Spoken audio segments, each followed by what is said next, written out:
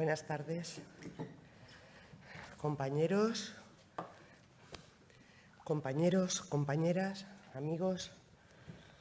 Bueno, para los que no me conozcáis, porque hay gente de fuera del colegio, soy la decana de este colegio y la presidenta de la Real Academia Valenciana de Jurisprudencia y Legislación. Tengo aquí conmigo a dos académicos. Y después de 2 años de pandemia, la verdad es que ver esta sala tal y como está hoy, pues quiero daros la bienvenida como responsable de esta casa, porque os da mucha alegría, ¿vale?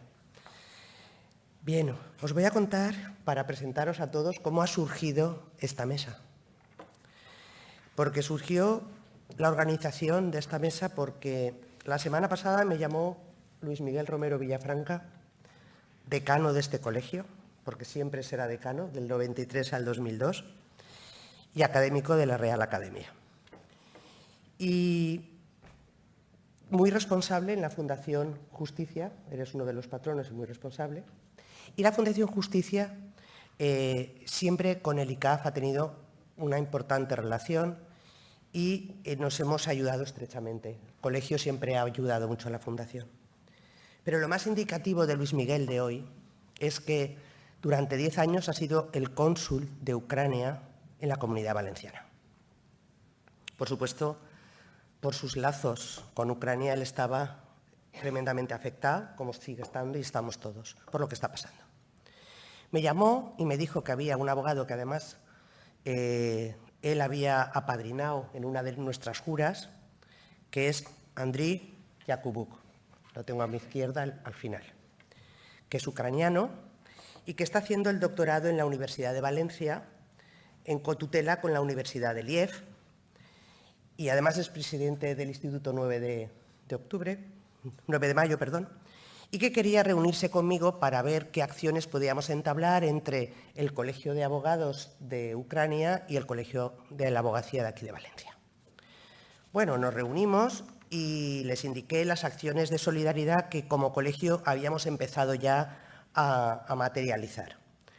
Muy importante decir que tuvimos la ayuda de la sección de extranjería, que nos aportó muchísimo, y del turno de oficio, y con su colaboración lo que hicimos fue reforzar el servicio de asistencia jurídica gratuita que tenemos en la Ciudad de la Justicia, que es el SOJ de extranjería, poner unos correos electrónicos para que toda la gente que venga de Ucrania tenga la posibilidad de, a través de correo electrónico, pedir cita previa y que nuestros letrados les puedan atender y asesorar jurídicamente, y además unas líneas de teléfono para poderlos atender. Habíamos preparado toda una batería de situaciones porque habían algunos ucranianos que les pilló aquí la guerra, tal y como me contó Andriy, y estaban aquí que no podían volver, no sabían lo que hacer y lo que teníamos que hacer como colegio aquí era lo que sabemos hacer, asesorar jurídicamente. Dicha reunión también estaba don José María Tomás Tío, que lo tengo aquí en la primera fila y que también pertenece a la Fundación Justicia. Y empezamos a comentar que nos preocupaba muchísimo el quebrantamiento de los derechos humanos que se está produciendo en Ucrania. Por lo que comentamos y nos preguntamos, ¿podemos llevar a Putin ante la Corte Penal Internacional?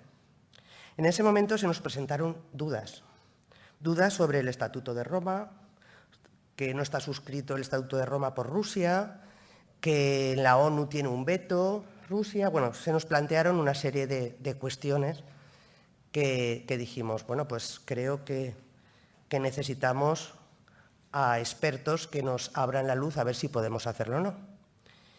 Entonces pensamos en el catedrático Jorge Cardona Llorens, que está a mi derecha,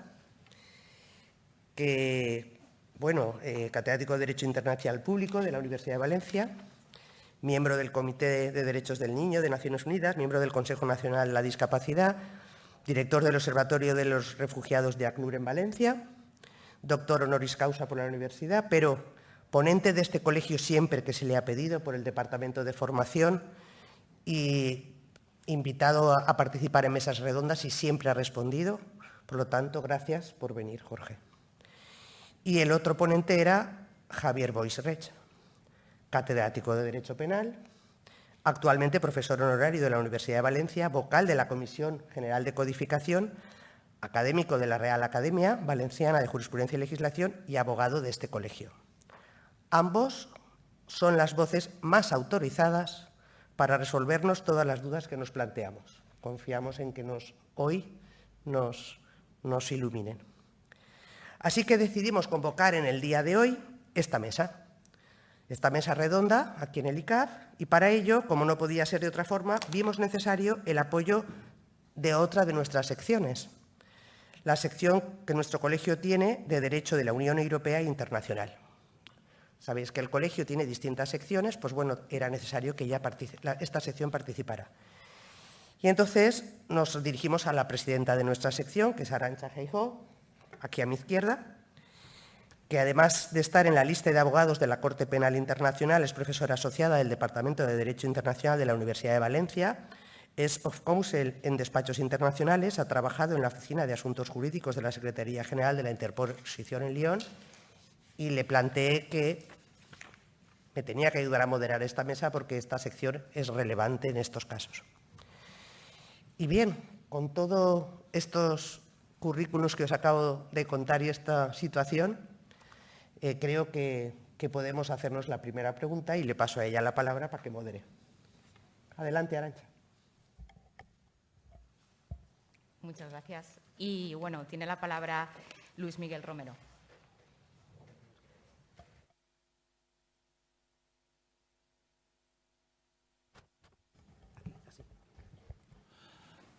Ante todo, agradecer una vez más al Colegio de la Abogacía de Valencia su acogimiento, a la Fundación por la Justicia y al Instituto 9 de Mayo que preside Andrei Yacubo por esta iniciativa, así como a nuestros ponentes Jorge Cardona y Javier Boix. Iniciativa que agradezco yo especialmente por los fuertes lazos de afecto que me unen al país agredido después de 25 años de ejercicio profesional en Ucrania y 10 años como cónsul honorario de la misma, lo que me hace sentirme especialmente afectado por estos crímenes de guerra que está ordenando Putin. Desde Fundación por la Justicia entendemos que esta justicia solo es instrumento de paz que evite estos crímenes si se asienta sobre la sanción al culpable que desaliente la repetición y la reparación a las víctimas que mitigue el daño causado. Por mi parte voy a ser particularmente breve, pues el tratamiento del tema corresponde a los especialistas en el mismo, Jorge Cardona, catedrático de Derecho Internacional, y Javier Boix, catedrático de Derecho Penal. Ellos debatirán sobre si es posible someter al enjuiciamiento de la Corte Penal Internacional los graves crímenes contra la humanidad que está cometiendo Putin. A mí, desde mi papel como hombre del derecho, me corresponde solo plantearles la necesidad de que este enjuiciamiento sea posible. La experiencia de la Segunda Guerra Mundial planteó la necesidad de crear los instrumentos y acuerdos que hicieran posible que esa catástrofe no se pudiera repetir. Entonces, un hombre providencial, Robert Schuman, postuló la necesidad de unir a las naciones con lazos comunes y el 9 de mayo de 1950, junto con Jean Monnet, leyó ante 200 periodistas la declaración que propició la reconciliación franco-alemana, lo que dio lugar posteriormente, con el transcurso de los años, a lo que finalmente en 1992, con el Tratado de Maastricht, resultó la Unión Europea, con los objetivos ya de la unión económica, la unión política y la cohesión social, creándose mecanismos para financiar las regiones más pobres. Una nueva Europa asentada en estrechar los lazos entre las naciones, en el respeto entre las mismas y en los valores democráticos que debe presidirlas, y en la afirmación del respeto a la dignidad de todos los seres humanos como instrumento, todos ellos, de evitación de confrontaciones entre los pueblos. Ya la Declaración Universal de los Derechos Humanos había proclamado entonces en su artículo primero la fraternidad universal como principio inspirador de la conducta humana, y la consecución de esta Unión Europea hacía presagiar que los pueblos y naciones habían desterrado para siempre el camino de la violencia y de la confrontación bélica para debatir sus discrepancias. Y para cuando estos planteamientos se ignoren, como desgraciadamente está sucediendo en Ucrania, y con el fin de sancionar y corregir los atentados contra esa fraternidad, se constituyó con el Estatuto de Roma la Corte Penal Internacional, que proclama en su preámbulo que todos los pueblos están unidos por estrechos lazos y sus culturas configuran un patrimonio común. Y observando con preocupación que este delicado mosaico puede romperse en cualquier momento, y teniendo presente que en este siglo millones de seres humanos han sido víctimas de atrocidades que conmueven profundamente a la conciencia de la humanidad y constituyen una amenaza para la paz, la seguridad y el bienestar de la humanidad, afirman que esos crímenes no deben quedar sin castigo y para asegurar que sean efectivamente sometidos a la acción de la justicia, deciden poner fin a la impunidad de los autores de esos crímenes y a contribuir así a la prevención de nuevos crímenes, creando la Corte Penal Internacional. Y a esa Corte es necesario que podamos acogernos, porque ante la irracionalidad de las armas de Putin, los juristas tenemos que poder oponer la primacía del derecho, siguiendo el ciceroniano Cedan Armatoge. El derecho, en este caso, la Corte Penal Internacional, tiene que dar respuesta a estos crímenes de guerra si no queremos volver a los actos de barbarie que justificaron las dos guerras mundiales. El derecho, como instrumento de reparación y sanción, es una exigencia y una consecuencia necesaria para que prevalezca la justicia ante actuaciones que pisotean el respeto a la vida y a la dignidad de las personas. Un derecho siempre al servicio del hombre y de su dignidad, que proclame y defienda los derechos humanos, sancionando estas vulneraciones del orden jurídico internacional que se están produciendo, estos crímenes de guerra, esta invasión a un pueblo hermano pacífico, estos bombardeos a la población civil y a los corredores humanitarios que están sembrando de minas, que deben ser juzgados y sancionados. No ignoramos la dificultad de juzgar el delito de agresión no habiendo firmado Rusia el Tratado de Roma, pero quizás los crímenes de guerra y de lesa humanidad cometidos en Ucrania de jurisdicción universal permitan al fiscal de la Corte Penal Internacional acudir ya a la sala de cuestiones preliminares para poder enjuiciar a Putin, lo que planteo a mis compañeros de mesa. Necesitamos acudir al derecho que representa en estos supuestos la Corte Penal Internacional, porque sin derecho no hay justicia y sin justicia no habrá verdadera paz. A esa necesidad apelo a los ponentes. Muchas gracias.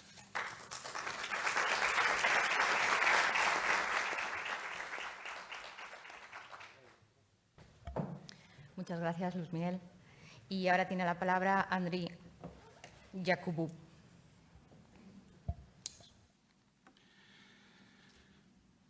Volguérem a traure's l'atenció dels patriotes valencians cap l'amargor immensa que afligeix a Ucraïna en estos moments. La seua dissort és aterradora. No coneixem d'entre les nacionalitats actualment oprimides ni una sola que puga comparar-se en desventura a la ucraïnesa. Estas líneas que he leído y que podían ser perfectamente aplicables a las noticias de las dos últimas semanas y de hoy mismo, destruyéndose por un ataque de misil un hospital a la ciudad de Mariupol, un hospital infantil, con lo que se han doblado el número de muertes de niños en lo que va de estas 2 semanas.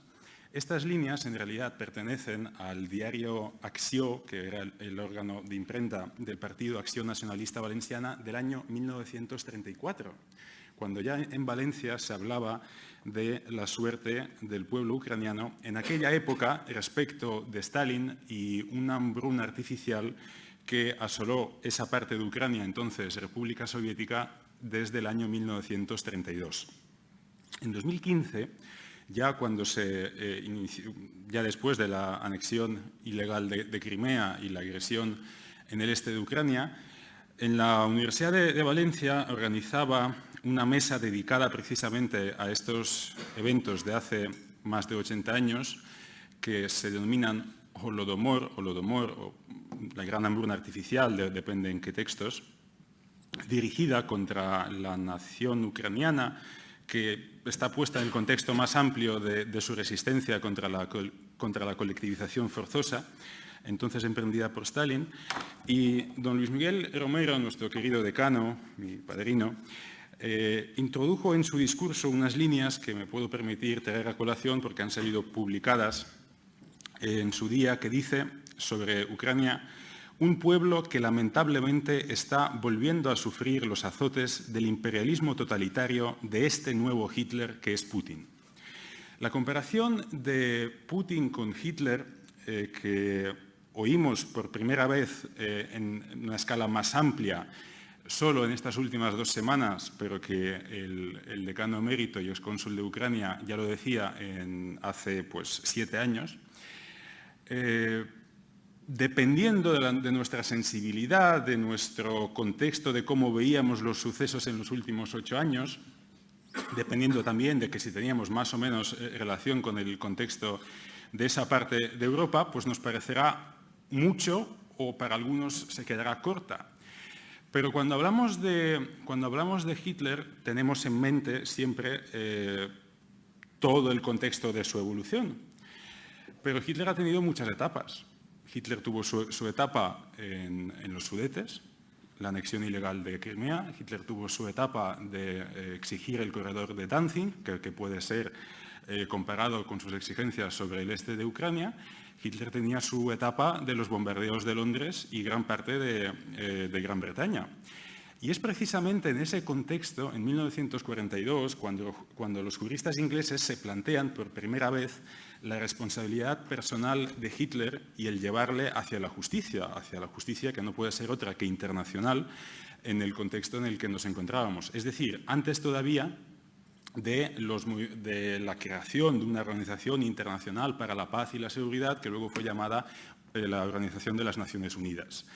Nos encontramos en esa etapa de 1942 y es por eso que las voces de aquellos juristas ingleses que luego fomentaron o inspiraron la creación del Tribunal de Nuremberg cuando el régimen nazi estaba completamente vencido, es importante también nuestra reflexión sobre la responsabilidad personal de Putin, su entorno, respecto de los sucesos ahora en Ucrania, en este momento cuando todavía nada está decidido, cuando su suerte todavía no está decidida y cada día apunta hacia uno u otro lado de la balanza. El Tribunal de Nuremberg nos puede parecer como un hecho histórico muy lejano, pero todavía sigue vivo, con 102 años, uno de los fiscales que acusó a los nazis en aquella época. Y hay una entrevista suya al diario inglés The Mirror y cuenta todo lo que piensa de Putin. Le gustaría que se volviera a aplicar la justicia internacional por un sentimiento que creo que compartimos todos los humanos en cualquier ámbito, y es que no tenemos o no deberíamos tener tolerancia a la impunidad.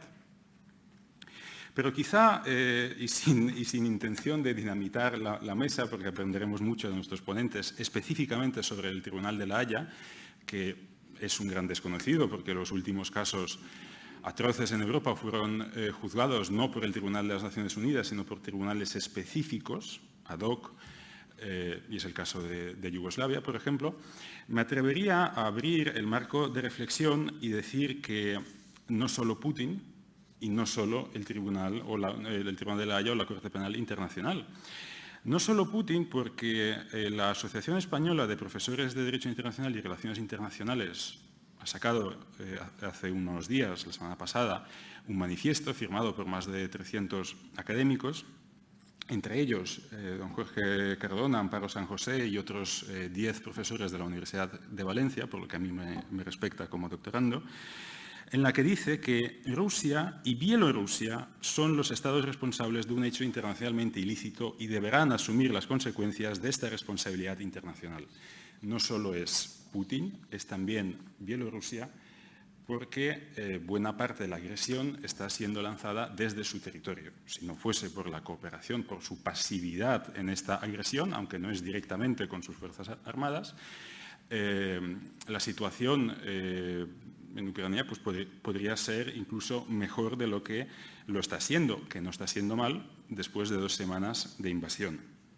Y no solo la Corte Penal Internacional, porque al final el derecho, aunque en el derecho internacional se pena mucho ser creativo, lo hablábamos antes con el catedrático Cardona, que ser creativo en las soluciones que propones en el derecho internacional no siempre es bien recibido, pero en esta situación, mi opinión, y luego habrá que ver la parte material y procesal del asunto, necesitaremos alguna solución creativa, alguna flexibilidad, alguna liquidez en figuras e instituciones muy rígidas, como no pueden ser de otra manera, del derecho internacional. Está la Corte Penal Internacional, está la posibilidad de que varios estados creen su propio tribunal, está la posibilidad de sentencias nacionales en aplicación de la justicia universal, y lo único que quedaría es la ejecución de la sentencia, porque creo que estamos de acuerdo que si estamos viendo hechos que son injustos, habría que ver si son ilegales.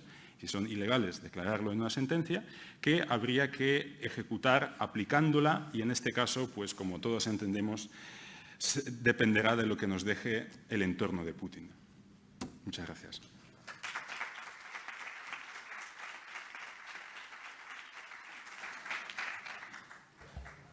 Muchas gracias, André. Tiene la palabra Jorge Cardona. Buenas tardes y, en primer lugar, muchas gracias al Colegio y a la Fundación por la Justicia por la invitación a participar en la mesa. Yo tengo una principal ventaja y es que después de mí va a hablar uno de mis maestros, además de amigo, que es Javier Boix, y ya corregirá todo lo que yo vaya a decir cuando me introduzca en el ámbito penal, que no es lo mío, que es más el ámbito internacional. Pero lo primero que querría señalar es que el conflicto que se está viviendo en Ucrania se está viviendo en muchos ámbitos diferentes. Se está viviendo en un ámbito armado, en el que se están realizando acciones armadas en el territorio. Se está viviendo en el ámbito económico, donde se están adoptando medidas económicas por los estados contra Rusia y Rusia contra los estados. Se está viviendo en el ámbito de las tecnologías de la información y la comunicación, en el entorno digital, con las fake news, las noticias falsas, la lucha ahí. Se está viviendo en muchos ámbitos. Y uno de los ámbitos es el derecho. Y se está viviendo.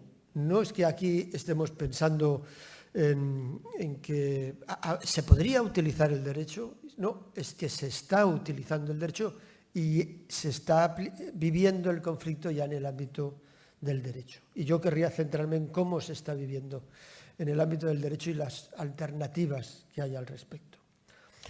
En el marco del derecho internacional, en el derecho internacional clásico, en el de siempre, en el de toda la vida, la responsabilidad por violar el derecho internacional era una responsabilidad del Estado. Cuando Rusia viola el derecho internacional, el responsable es el Estado de Rusia. Cuando España viola el derecho internacional, el responsable es España. Y eso ha sido lo tradicional, la responsabilidad del Estado por hacer un ilícito. No se consideraba nunca en el derecho clásico, antes de la Segunda Guerra Mundial, la responsabilidad de las personas, de los agentes del Estado. Era el Estado el que actuaba. Para eso tenemos un tribunal, el Tribunal Internacional de Justicia de La Haya, que es un órgano de la ONU, que resuelve controversias entre Estados, donde no se juzga la responsabilidad de las personas, sino la responsabilidad de los Estados. Ahí ya se está actuando. Ucrania presentó una demanda contra Rusia hace 10 días por en el marco de la Convención sobre el Genocidio. Sabemos que Rusia alegaba que intervino con su fuerza armada para evitar un genocidio que se estaba produciendo en Ucrania. Fue su argumento. Y entonces Ucrania demanda a Rusia alegando que diga el Tribunal Internacional de Justicia si es verdad o no que se estaba realizando un genocidio, a efectos de desarmar el argumento jurídico de Rusia, y a la vez alega que Rusia está produciendo un genocidio en el territorio de Ucrania. Antes de ayer lunes se produjo la primera sesión oral en que Ucrania planteó los argumentos ante la Corte Internacional de Justicia, y ayer martes le correspondía a Rusia defenderse. No se presentó ante la Corte Internacional de Justicia, pero la Corte por ahora se ha declarado competente y es muy posible que esta semana adopte medidas provisionales, medidas cautelares, pidiéndole a las partes que hagan posiblemente un alto el fuego, etc. Y terminará pronunciándose dentro de un año sobre si había o no genocidio en Ucrania antes de entrar Rusia y sobre si está habiendo o no genocidio después de haber entrado Rusia. Por lo tanto, ahí estamos en el terreno de la responsabilidad de los Estados. Pero, como bien señalaba Andriy, a partir del año 45, fundamentalmente en el derecho internacional, se va a producir, tras la Segunda Guerra Mundial, un giro importante en el sentido de decir, cuando se cometen grandes crímenes contra la humanidad, como se cometieron en la Segunda Guerra Mundial, no puede haber solo una responsabilidad del Estado. También tienen que ser responsables penalmente los órganos del Estado individualmente, el jefe del Estado, el ministro, el presidente del gobierno, el ministro de defensa, los generales, si son crímenes de guerra, los que hayan decidido realizar actos de genocidio, los que hayan decidido realizar crímenes contra la humanidad, también tienen que responder. Tradicionalmente, esa respuesta era solo en el derecho estatal, en el derecho interno, en el derecho penal. Y el derecho penal regulaba eso, pero claro, si se morían siendo jefes de Estado, nunca les juzgaban sus tribunales. Si el Estado no quería juzgarle, pues no había forma.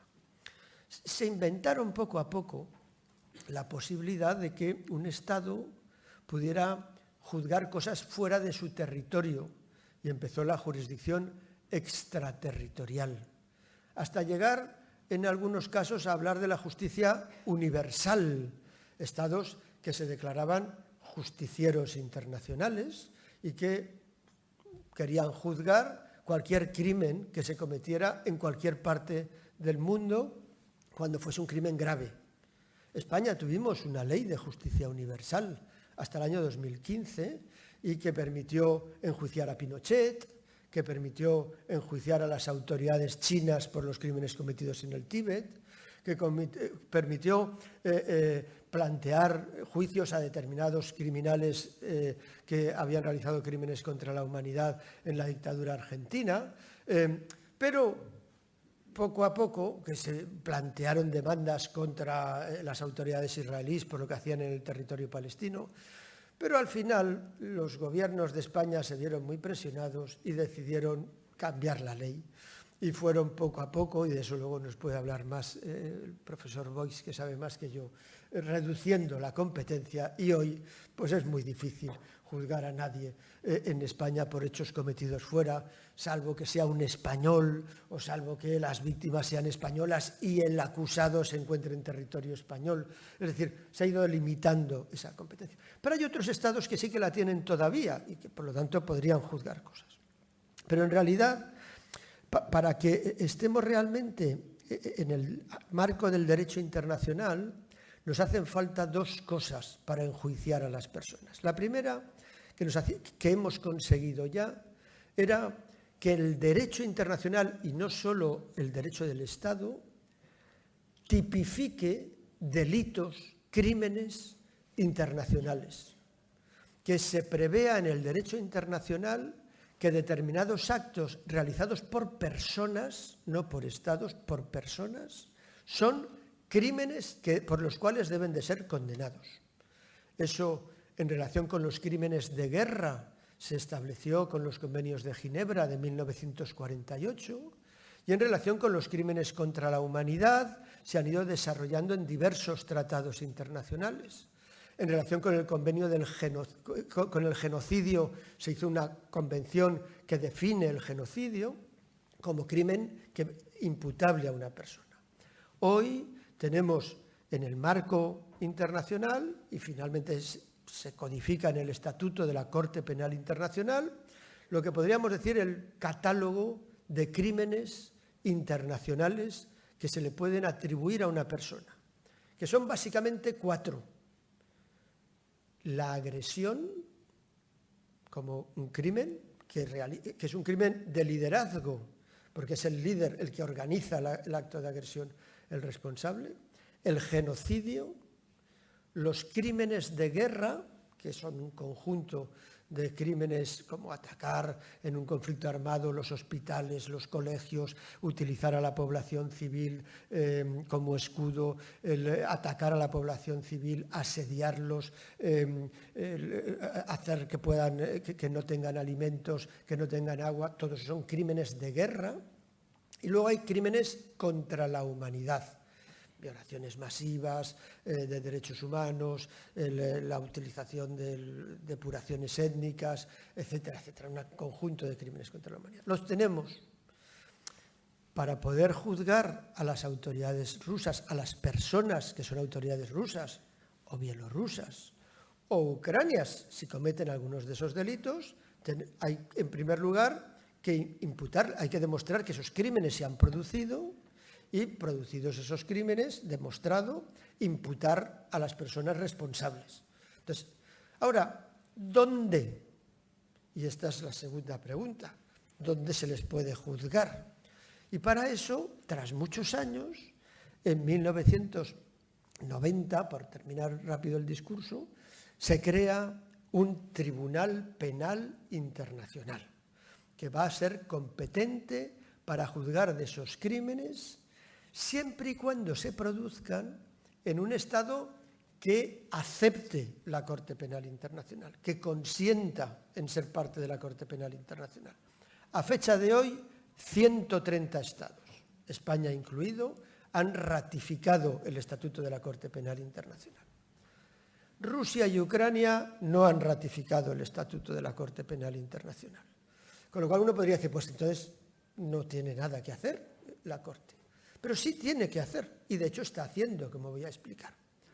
Ucrania no ha ratificado porque se lo planteó y su Tribunal Constitucional planteó problemas de constitucionalidad y dijo, no se puede. No podemos formar parte de ese tratado, dijo el Tribunal Constitucional ucraniano. Y ante esa situación, cuando en 2013 en 2013, nos lo podrían explicar mejor, había un gobierno prorruso frente al cual se levanta mucha parte de la población y se produce la denominada revolución del Maidán por la plaza y se producen asesinatos que se atribuyen a fuerzas de Rusia que habían entrado y que se dedicaron a disparar. Y entonces Ucrania acepta la competencia de la Corte Penal Internacional para que conozca de los hechos que se produjeron en Ucrania durante los meses de agosto a octubre de 2013. Y lo hace en virtud de un artículo, el artículo 17 del Estatuto del Tribunal, que permite que un Estado no parte le dé competencia a la Corte. Y la Corte inicia una investigación. A continuación, en 2014, se produce la invasión del territorio de Crimea por las fuerzas rusas y la ocupación del territorio de Crimea. Y el gobierno de Ucrania da competencia a la Corte Penal Internacional para que conozca de los hechos que se produzcan en territorio de Ucrania desde marzo de 2014 en adelante. Y no pone fecha de límite. Por lo tanto, hoy sigue vigente esa disposición. ¿Qué quiere decir eso? Que conforme con esa situación, la Corte Penal puede tratar. Y de hecho, empezó a tratar en 2014 los que había ocurrido en Crimea. Y el fiscal de la Corte Penal Internacional ha ido realizando una preinvestigación, que es como se denomina. Esa preinvestigación se presenta las conclusiones en el 2020, en la que se dice que hay indicios de que se han cometido crímenes de guerra y crímenes contra la humanidad. Y queda ahí aparcado, sin más. Pero cuando el 28 de febrero, 28, 24, 28, se produce la intervención de las Fuerzas Armadas en el territorio de Ucrania, de las Fuerzas Armadas rusas, y el 24 el reconocimiento de la independencia, el fiscal quiere reactivar esa situación, pero el informe que presentó. Pero para reactivarlo tiene un problema. Y el problema es que necesita, para poder actuar él de oficio, que la Corte Penal Internacional acepte que inicie la instrucción del procedimiento, porque hasta ahora había sido una investigación previa. Y la Corte es reticente, pero el fiscal, que tiene muchas ganas, hizo una declaración pública diciendo, bueno, hay 3 vías para iniciar una investigación. La primera, que me den el consentimiento la Corte. La segunda, que el Consejo de Seguridad lo pida. No es previsible porque Rusia tiene derecho de veto en el Consejo de Seguridad. Y la tercera es que me lo pida algún Estado que sea parte en el Estatuto de la Corte. Ucrania no es parte, no me lo puede pedir. Pero si hay algún Estado, y 36 Estados, España entre ellos, les solicitan explícitamente el día 1 de marzo al fiscal de la Corte que inicie una investigación. Y el 2 de marzo el fiscal dice, ya tengo la vía y ha iniciado la investigación. ¿Quiere decir que va a enjuiciar a Putin? No necesariamente. Lo que inicia es una investigación de si se están cometiendo o no crímenes de guerra y crímenes contra la humanidad. No va a investigar si hay genocidio, porque está en la Corte Internacional de Justicia de La Haya, que es otro tribunal. Si allí concluyeran que lo hay, podría ser competente, pero no tiene por qué meterse. Y no puede juzgar por el crimen de agresión, porque el Estatuto de la Corte exige que los 2 estados, el agresor y el agredido, formen parte del Estatuto. Y como Rusia no forma parte y Ucrania ha dado su consentimiento, pero aunque no forme parte, no puede juzgar. Pero sí por crímenes de guerra y crímenes contra la humanidad. Tiene primero que identificar si se han producido o no, si se están produciendo, y todos los presentes dirán, los estoy viendo en la televisión, sí, pero hay que presentarlos con las pruebas porque estamos en el mundo del derecho. Segundo, tiene que identificar quién es el responsable, y conforme con el derecho internacional penal, eso implica que es responsable desde el que ejecuta el acto, el soldado que está realizando el crimen de guerra, o la persona que está realizando el crimen contra la humanidad, ya es responsable penalmente, hasta el que idea la decisión. Todos, la cadena de mando es penalmente responsable. No existe la eximente de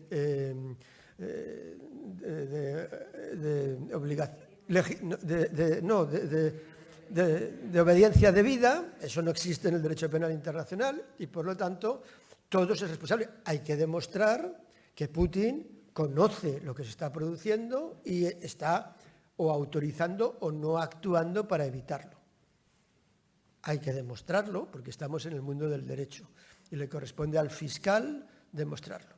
No obstante, el fiscal, cuando ha abierto, el día 2 de marzo, ha puesto una dirección de correo electrónico y ha dicho, si cualquier persona en el planeta tiene información que proporcionarme, esta es la dirección para que me la envíen. Es decir, se abre a recibir cualquier tipo de información respecto de eso. Entonces, es posible el enjuiciamiento, pero si se determina y se termina imputando a personas, entre ellos eventualmente al señor Putin, luego hay que juzgarlo.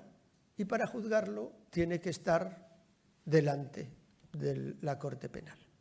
¿Qué implica eso? Pues implica que eso es una nueva dificultad. Nueva dificultad porque mientras se mantenga en el poder estas personas va a ser difícil que se entreguen voluntariamente. Cabría la posibilidad de que hubiera un golpe de Estado, perdieran las elecciones y el nuevo gobierno lo entregara.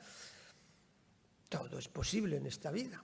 Pero lo que sí que es cierto es que los 136 estados parte en el Estatuto de Roma se verían obligados, en el caso de imputación, a, si está en su territorio, detener a los imputados y entregarlos a la Corte. ¿Qué querría decir eso? Que los imputados, eventualmente el señor Putin, no podrían visitar ninguno de los estados que forman parte del Estatuto de la Corte Penal Internacional, o que no forman parte, pero deciden colaborar con la Corte Penal Internacional. Y por lo tanto, se trataría de presionar para evitarlo. Con todo lo que acabo de explicar y con lo que a continuación explicará el profesor Boix, que sabe mucho más que yo de los temas penales, uno puede llegar a la conclusión de que, bueno, ¿y todo esto va a parar la guerra? No. ¿Todo esto va a hacer que las situaciones cambien el mes que viene? No. Pero todo esto puede conseguir algo que es importantísimo. Y es que al final de este conflicto haya justicia. Que no solo haya venganza, que no solo haya un vencedor y un vencido, sino que haya justicia. Y eso es lo que el derecho nos puede permitir. No es lo que evita la guerra, no es lo que para una guerra, pero es lo que al final hace que triunfe la justicia y, por lo tanto, que quien lo aplica sea ética y moralmente superior a aquel que violó el derecho, porque lo ha hecho aplicando el derecho. Y nada más. Muchas gracias.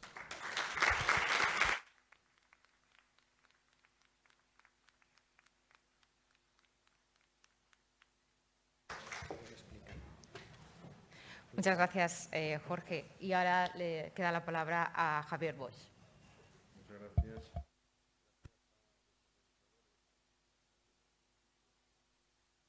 ¿Dónde va? Ya va. Que tomó la iniciativa, por lo que me invitó a mi amigo Luis Miguel Romero, que quien iba a decir que al cabo de no sé cuántos años, yo creo que fue en el 99-2000, él, otra persona y yo representábamos en París, en el Comité de la ONU, para la puesta en marcha de la Oficina de la Defensa del Tribunal Penal Internacional, y que a cabo de los años estaríamos aquí, pero no para poner en marcha la estructura del tribunal, sino para hacer un acto simbólico de solidaridad. Al presidente de la Fundación de la Justicia también gracias, a todos vosotros, decana, en primer lugar, perdona, te tenía que haber saludado, vicedecana y el resto de compañeros y compañeras, que todos estamos aquí prácticamente del mundo jurídico. Yo vengo aquí, pero como un acto simbólico de solidaridad, quiero decir que de lo que se trata de visibilizar jurídicamente el problema. La Facultad de Derecho hará a la vuelta de fallas también otro acto junto con otra mesa redonda. Y entre ayer y hoy pensaba que el derecho internacional, también expuesto y representado aquí por el doctor Cardona, pues claro, se podrá juzgar a Putin o no, mientras él mande y tenga los tanques, pues no, en Rusia. Es decir, que en derecho internacional tenemos el problema del poder internacional, ¿no?, que limita todo. Pero yo creo que hay que tener en este acto de solidaridad y otros, poner de manifiesto el posibilismo de las cosas, ¿no?, la capacidad que podamos tener como personas de empatía frente a los problemas de los demás y de intentar argumentar sobre dichos problemas. Y como decía ayer y hoy, pues pensaba en Afganistán, precisamente ayer, que es el Día de la Mujer, las barbaridades que ahí están cometiendo, que tienen que ser objeto también de derecho internacional. La quiebra tan grave de los derechos, ¿no?, en Afganistán, o determinadas conductas que debieron haberse enjuiciado con motivo de la invasión de Irak. O, por ejemplo, me he acordado que en el año 99, yo he tenido aquí un manifiesto que se firmó en el ámbito académico contra Israel cuando bombardeó Gaza, un hospital, y, aunque sea corporativismo, la Facultad de Derecho de una universidad, con muertes de profesores y alumnos, y hubo una protesta por esos bombardeos de Israel a Gaza. Es decir, que estamos llenos de barbaridades, lamentablemente, en el ámbito internacional. Pero yo creo que la figura del Tribunal Penal Internacional es muy importante. En este contexto histórico que ha dicho el profesor Cardona, fue un salto cualitativo, porque los tribunales ad hoc, empezando por Nuremberg y otros que aquí se han citado, son inasumibles. Es decir, obviamente los tribunales ad hoc vulneran el principio de legalidad, vulneran el principio de retroactividad del juez predeterminado por la ley, una serie de garantías básicas que, si las tenemos en las constituciones del Estado de Derecho, en el ámbito del derecho internacional también. La creación del Tribunal Penal Internacional salva todo esto, se crea un tribunal para todos los países que quieran suscribir y no son tribunales ad hoc.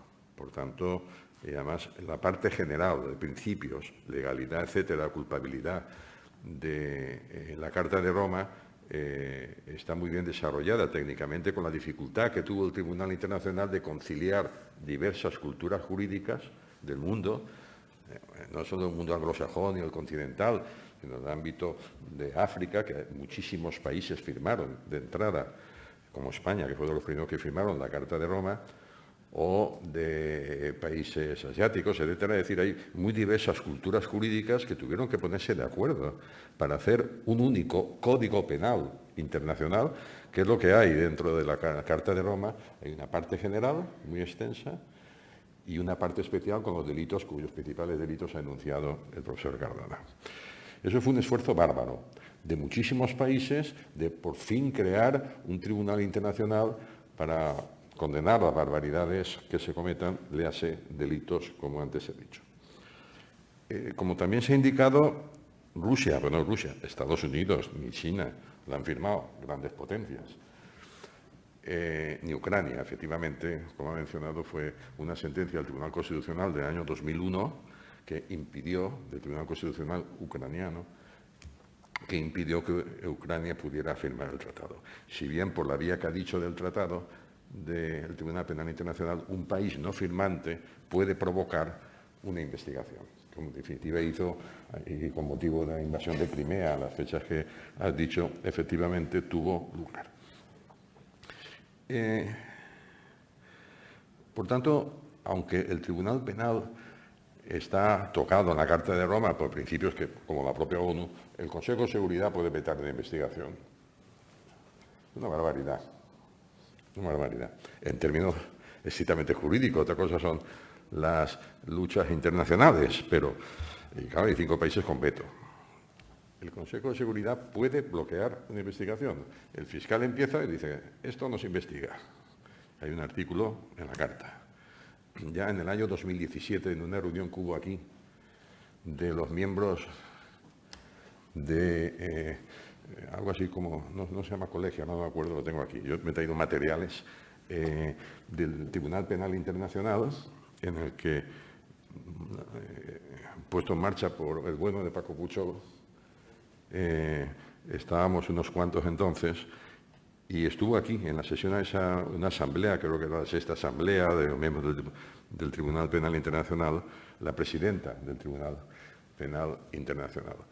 Y en esa reunión se puso de relieve la gran importancia que tiene visibilizar, por una parte, la existencia de esta justicia respetando los principios penales y del Estado de Derecho y las garantías jurídicas, y a la vez la necesidad de modificar la Carta de Roma. Y se hicieron una serie de propuestas, entre otras suprimir el artículo que da derecho de paralización a una investigación del Consejo de Seguridad, lo cual es absolutamente lamentable que eso exista.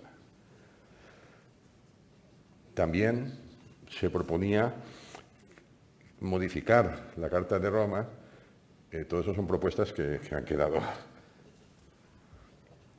introduciendo a nivel del derecho penal internacional una fórmula muy limitada, lo ha dicho el profesor Cardona, del principio de justicia universal, que recoge nuestra ley orgánica del Poder Judicial en el artículo 23, apartado 4, en virtud del cual la ley penal española se puede aplicar a determinados delitos de los que aquí tratamos por razones de justicia universal, extraterritorialidad de la ley penal española, poder expresamente recoger un sistema análogo de competencia en la Carta de Roma del Tribunal Penal Internacional. Una especie de extraterritorialidad, es decir, delitos incluso cometidos en países no firmantes del Tratado de Roma que se juzguen por el Tribunal Penal Internacional. Lo mismo que el 23.4 para nuestro derecho interno, para la Corte Penal Internacional. Y alguna otra modificación, que por razones de tiempo no voy a entrar en ellas, que se propusieron aquí, en este salón, en el 2017. Los penalistas, pues siempre por un lado vemos el derecho penal material, cuál es, y por otro lado el procesal. Si me permitís, desde la perspectiva material, ha aludido el profesor Cardona a los delitos, genocidio, lesa humanidad, los relativos a crimen de agresión, que esto se incorpora al Tratado de Roma en el artículo 8 bis en el año 2010, y crímenes de guerra. Están claramente tipificados. En alguno de esos delitos, si viniera a colación luego, pues podríamos especificarlo, pero se acude a la Carta de Roma y se ve, existe algo que conviene poner de relieve ya en este momento. Y son aquellas conductas delictivas en estos delitos internacionales que afectan a la población civil. Es cierto que es delito también invadir un país impidiendo que ejerza su soberanía y, por tanto, es un crimen, agresión de un país contra otro. Pero en todos estos delitos hay distintos tipos penales, subtipos penales, que aluden siempre a población civil, cuando se atenta a la población civil, que alude a atentar a bienes culturales, hospitales, centros educativos, colegios, universidades, como conductas delictivas específicas. Yo cuando pensaba en Afganistán o en algunas, Irak, lo de Gaza y ahora lo que estamos hablando de Ucrania, siempre estamos pensando en el tema de la agresión a la población civil. No es que lo otro no sea delito, pero en lo que yo me había centrado es los sufrimientos de la población civil. Y es muy importante ponerlo de relieve porque ahí se describen conductas, se alude a sujetos responsables en el marco del Tribunal Penal Internacional, que efectivamente es la evolución que ha dicho el profesor Cardona, pero debe tenerse en cuenta que responden penalmente también, no ya al jefe de Estado, en este caso hablaríamos de Putin, ¿no? Sino, pero claro, si él está allí en Rusia mandando, pues a ver, ponle un galgo, ¿no? Hemos de ser escépticos, ¿no? La gente dice, ¿se va a juzgar a Putin? Pues bueno, tendría que ser apresado para eso, tener un despiste como tuvo Pinochet, visitar un médico en un país acogido a la Corte Penal Internacional y que ya haya una orden de búsqueda y captura derivada del Tribunal Penal Internacional por un despiste que ha salido de Rusia, que lo cojan. Ese tipo de cosas, pero si no, no es imaginable, ¿no? Acordaros que a Pinochet pasó eso, que se fue a Londres, aunque luego pasó lo que pasó. Bien. Pero no solo son los jefes de Estado, sino que responden también, y hay algunas sentencias ya del Tribunal Penal Internacional con la protesta que hubo de países de la Unión Africana, aquí en el 2017, porque decían que parecía que el Tribunal Penal solo se dedicaba a países africanos, y algunos amenazaban con salirse del Tribunal Penal Internacional. Responden también quienes actúan, es decir, si un jefe, yo estas cosas militares no sé, de ejército, no, de un batallón, de un no sé qué, en Ucrania, porque estamos en Ucrania, dirige un ataque a una población civil, o dirige un bombardeo, dirige no sé qué, responde ante el tribunal. Si cae preso, puede ser llevado ante el tribunal, al Tribunal Penal Internacional, creo que dice Constitucional. ¿De acuerdo? Por tanto, no solo jefe de Estado, sino aquellos que llevan a cabo y dirigen las operaciones efectivamente en el terreno. Lo cual eso ya es más viable, porque están en un país que, aunque no este país no está como parte del convenio, sí que ha empleado el mecanismo que establece la Carta de Roma para que se pueda llevar a cabo la investigación, aparte de todos los países que lo han pedido. De manera que sí que se puede responsabilizar a personas que ejecutan las acciones. Eso es muy importante tenerlo en cuenta. Ucrania y tal hace preso al coronel de no sé qué, que se determina que efectivamente ha bombardeado o ha matado civiles, o un hospital, o la facultad, no digo de Derecho, de Filosofía y Letras, pues se le podrá enjuiciar por el Tribunal Penal Internacional. Por tanto, no solo jefe de Estado, porque es lo que ha pasado en unas sentencias. Aquí también hubo otro debate previo, en el que también tuve el honor de intervenir al año 17, que era el caso Udugamba, creo que era. Me he traído las carpetas de aquello. Y, en fin, cuando los países africanos protestaban, no es el jefe del Estado de no sé dónde, es el coronel o el comandante que ha hecho una masacre de ciudadanos de aquel país, que eran opositores, etcétera. Es muy importante tener en cuenta eso, porque además, como bien ha dicho el profesor Cardona, incluso nuestro Código Penal tiene un artículo en las disposiciones comunes a los delitos que tratan esta materia, que dice que no es aplicable, nuestro Código Penal lo dice expresamente, el artículo 27 del Código Penal, es decir, el ejercicio legítimo de un derecho oficio cargo. Es decir, no podrán escudarse en que, como son militares, ejercen y cumplen las órdenes. Salud y obediencia de vida, que está vinculado. No es aplicable esa exención. Si usted ha bombardeado un hospital, le hemos detenido y está en el territorio de aplicación, como en este caso estaría, por lo que hemos dicho, del Tribunal Penal Internacional, se le puede juzgar.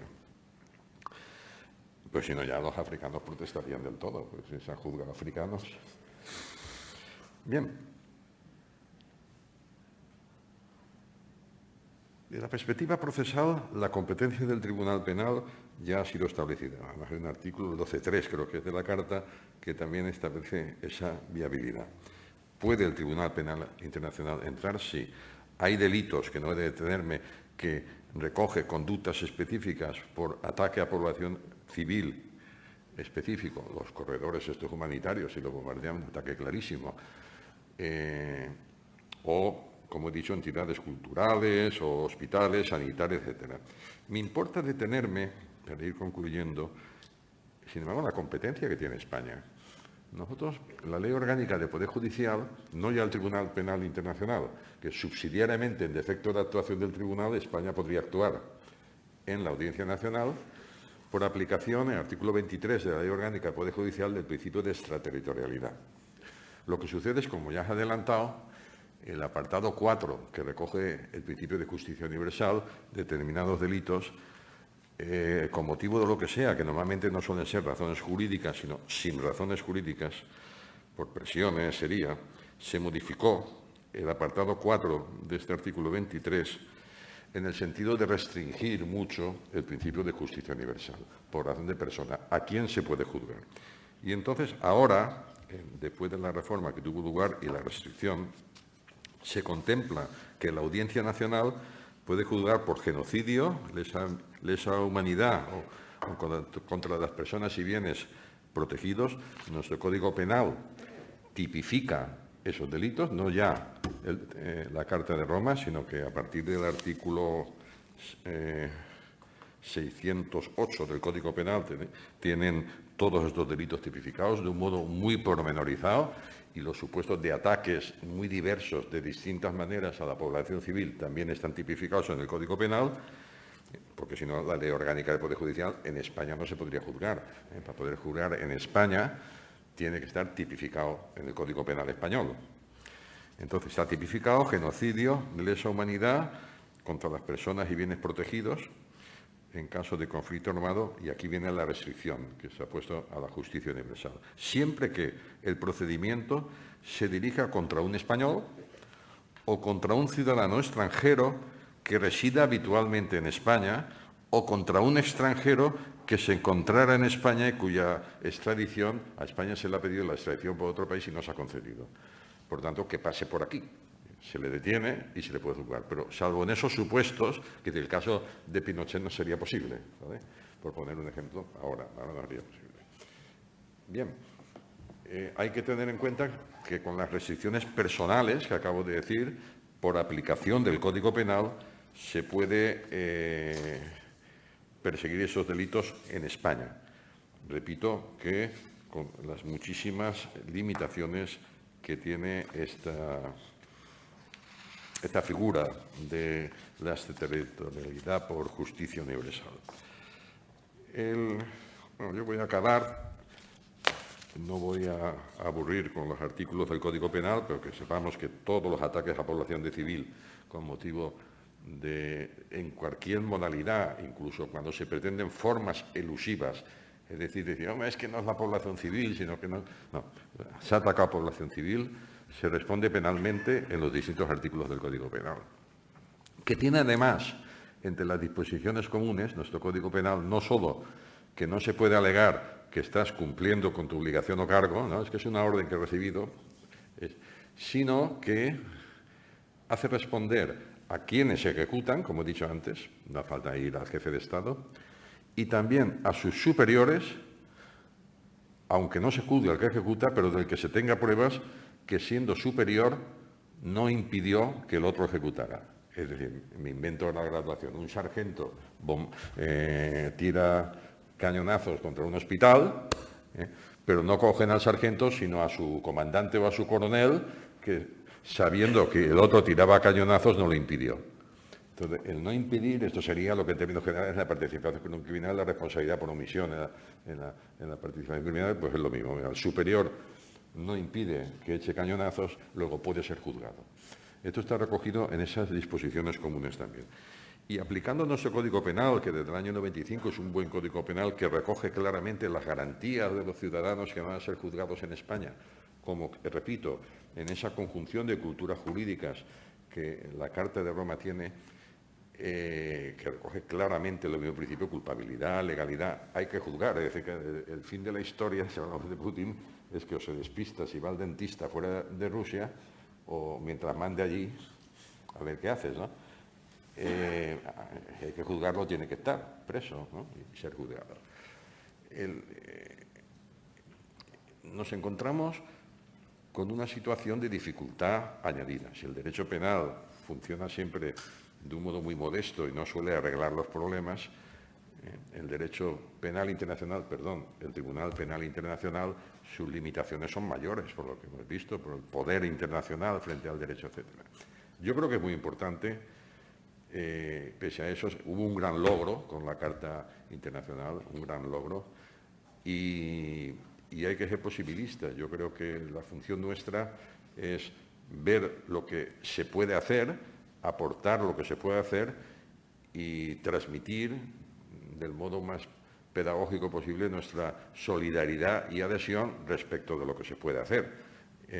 Pero no porque se puede hacer poco, dejar de hacer todo. Esa es la realidad. Yo creo que estamos en unos momentos tan duros en relación con este problema de Ucrania, que todo el mundo, unos u otros, casi todo el mundo tiene a alguien conocido que de allí. Creo que mesas como estas deben de contribuir a visibilizar, a adherirse y a promover lo que poquito que está en nuestras manos, que es la idea de solidaridad, en este caso jurídica, nada más.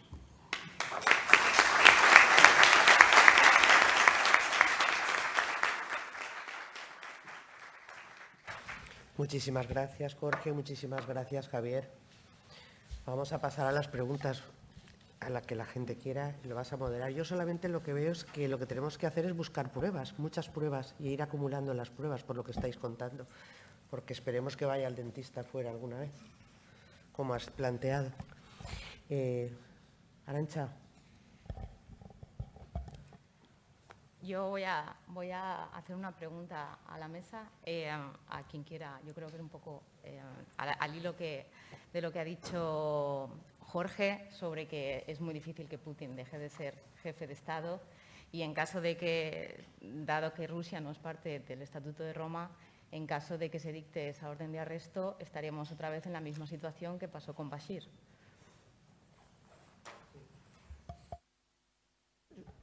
Le explicamos un poco al público el caso de Bashir con la Corte Penal Internacional, en el que se trataba de un presidente africano que dejó de ser presidente, pero no fue entregado nunca a la Corte Penal Internacional porque estaba protegido por las autoridades que se mantenían. Es previsible, efectivamente, que si Putin deja de ser el jefe del Estado o el presidente del gobierno, porque Putin se caracteriza porque pasa de una cosa a la otra y vuelve otra vez, si deja de serlo, si el régimen que se mantiene es un régimen cercano a él, pues que sea protegido y por lo tanto que no lo entreguen, ¿no? Pero torres más altas hemos visto caer, ¿no? Y puede ocurrir que no, puede ocurrir que con todas las fuerzas de presión que se están realizando de repente se produzca un golpe de Estado por las Fuerzas Armadas rusas y cesen a Putin y lo entreguen y así nos quitamos nosotros la responsabilidad penal y que lo juzguen a Putin y de repente lo tenemos en la Corte Penal Internacional, por poner una cosa que entre las varios millones de cosas que pueden ocurrir, ¿no? No es fácil prever el futuro, ¿no? Porque para eso hay que ser adivino y esto es muy complicado. Pero sí, efectivamente, el índice de probabilidades de que Putin termine delante de la Corte Penal Internacional es reducido. El índice de probabilidades de que sea imputado por la Corte Penal Internacional es muy alto. Entonces, bueno, a partir de ahí los acontecimientos se pueden suceder de modos muy diversos, ¿no? Y por lo tanto, ya solo el hecho de que se le impute, solo el hecho de que efectivamente se marque por la más alta instancia penal del mundo que es imputado por la Comisión de Crímenes contra la Humanidad o Crímenes de Guerra o el crimen de genocidio, sería ya un paso adelante al lado de lo que ocurría antes, que era que se hacían estas cosas. No, vamos a ver, antes lo ha señalado el profesor Boix muy bien. El señor Bush hizo un acto de agresión, cometió crímenes de guerra y nadie lo ha juzgado en Irak, y lo hizo otra vez en Afganistán y nadie lo ha juzgado, ni nadie lo ha imputado. Y de lo que se trata es de evitar que eso se siga produciendo. Entonces, en aquel caso era mucho más complicado porque ni Irak ni Afganistán tenían ratificado el Estatuto de la Corte Penal Internacional, por lo tanto no había ninguna posibilidad de iniciar procedimientos. Pero el que ahora tengamos la Corte Penal Internacional, el que Ucrania le haya dado esa competencia para poder conocer, nos ha abierto un camino que puede terminar con un enjuiciamiento o en cualquier caso puede terminar con la manifestación clara de que se ha violado normas básicas y fundamentales del derecho internacional, cosa que se nos ha olvidado con Bush, Blair y posiblemente Aznar. Muchas gracias. Por favor, Javier.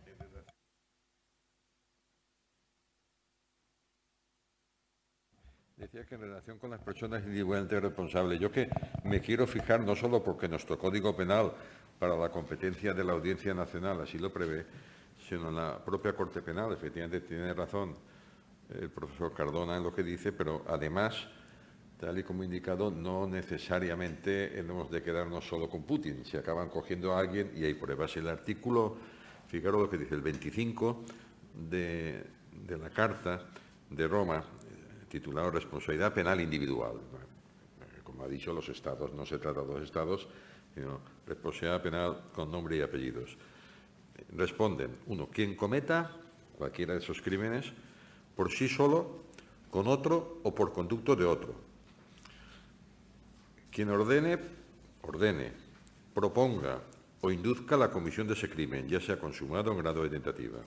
Quien con el propósito de facilitar la comisión de ese crimen sea cómplice o encubridor o colabore de algún modo, fórmula amplia, en la comisión o la tentativa de comisión del crimen, incluso suministrando los medios para su comisión. Tú has tirado unos cañonazos al hospital y te he dado los cañones. Quien contribuya de algún otro modo en la comisión o tentativa de comisión del crimen por un grupo de personas que tengan una finalidad común. Casos de un grupo armado, esto en uno de los asuntos de África aparece en el tribunal, que invadió una aldea y tal allí en África y mataron a todos porque eran de otro grupo, ¿no? Y entonces se responsabilizó al jefe del grupo y a otras personas. Quiero decir, como no, creo que se ha dicho antes, hace falta no perdernos solo quienes se dediquen a esto, en estos actos de solidaridad, sino que en la medida en que puedan, porque yo imagino que como están en Ucrania dedicados a recoger pruebas y enviar al Tribunal Penal Internacional, debe ser un problema, ¿no? Pero en la medida en que tengan algún preso que encaje en cualquiera de estas tipicidades de responsabilidad penal individual, podrían enviarlo al Tribunal Penal Internacional. Perdona. Pues precisamente en ese sentido, lo que está pasando en Ucrania, una situación un poco extraña porque hay una guerra abierta, convencional, propia, con todos los usos, pero no hay una declaración. Lo único que se ha hecho es romper relaciones diplomáticas. Entonces, los capturados, los presos que toma el ejército ucraniano de la otra parte, son tratados conforme a la jurisdicción ordinaria.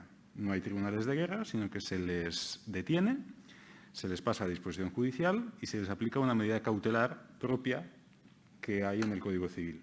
Es decir, se les detiene por 60 días, con una prisión provisional.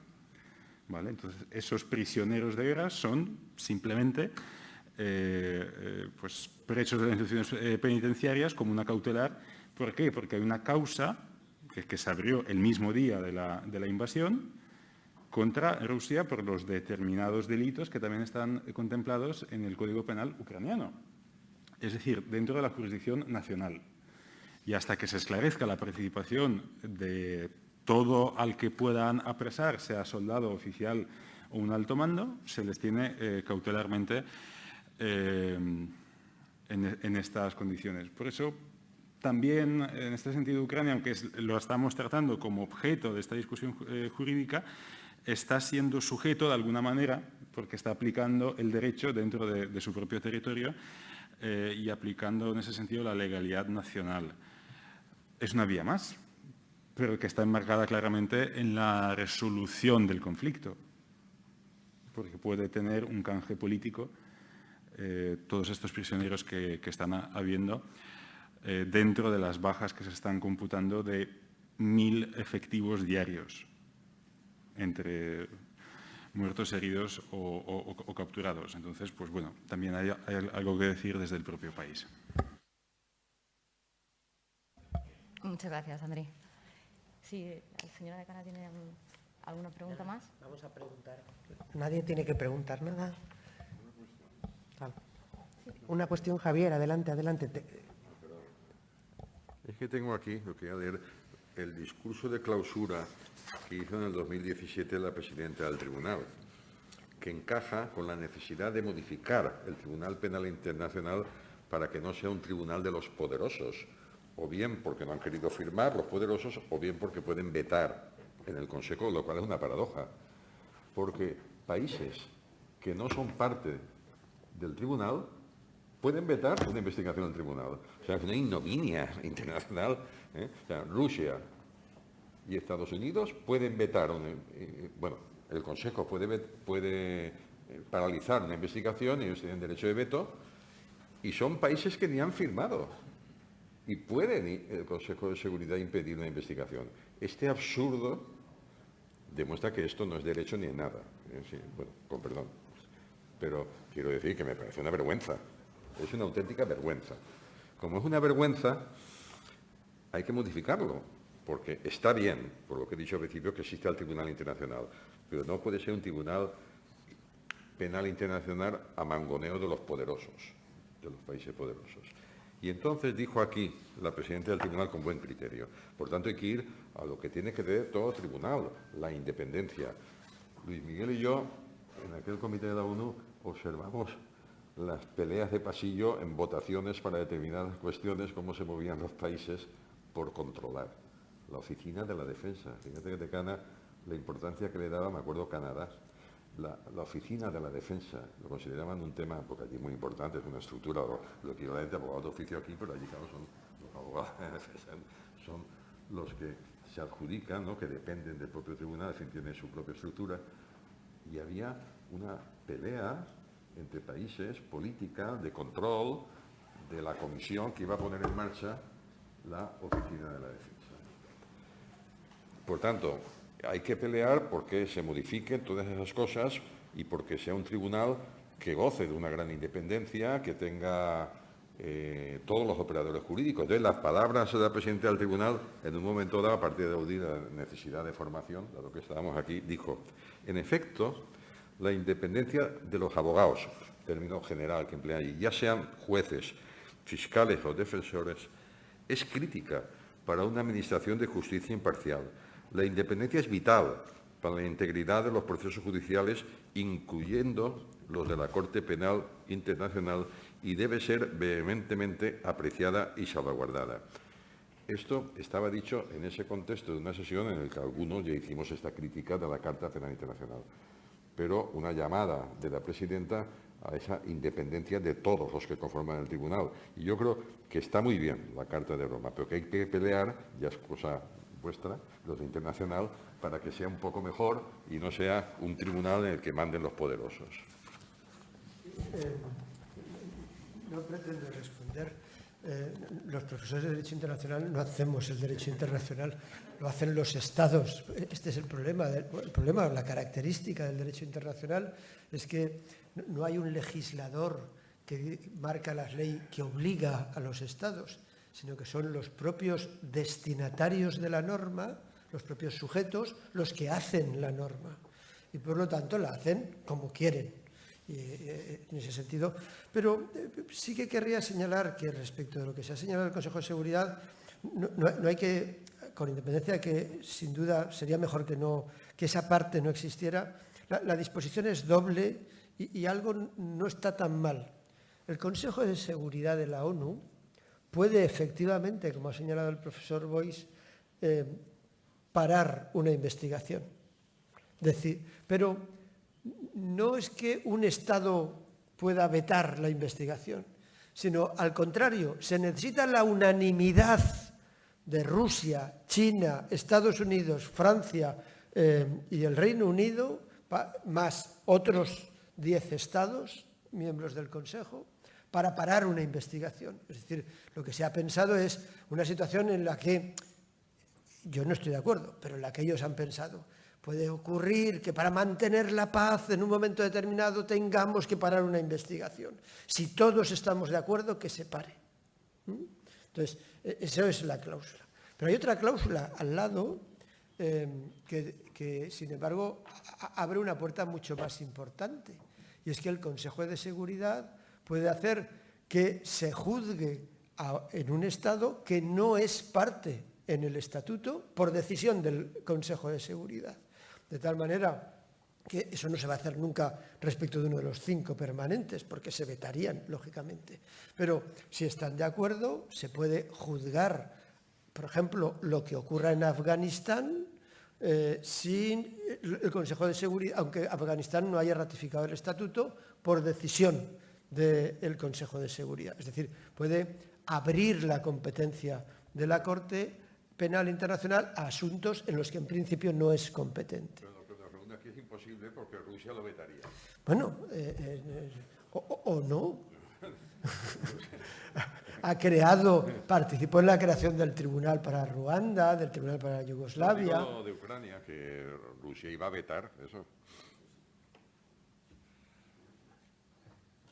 Lo que me parece es que lo de la imputación hacia arriba que habéis estado hablando, en este caso es bastante sencilla, porque si algo caracteriza a Putin es su carácter, si me permitís, chulesco, es que sale en televisión diciendo he ordenado, he dicho, he hecho, por lo tanto, y de alguna manera, conociendo precisamente ese carácter, yo creo que sería una buena sanción el que estuviera imputado, porque ya sería un apestado internacional. Y, por ejemplo, le impediría venirse todos los años a la zona esta que se viene de Altea a la cirugía estética y cualquier cosa de esta, ¿no? Sí, no podría salir como Pinochet. Yo he dicho el dentista, pero es eso. Sí.